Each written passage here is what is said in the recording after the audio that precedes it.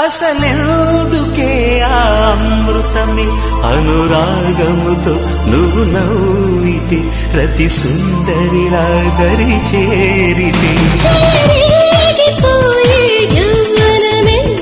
కోరికతో మాట్లాడితే కొస చూపులతో తాకితే నేను నేను అని తేలి సోలిపోని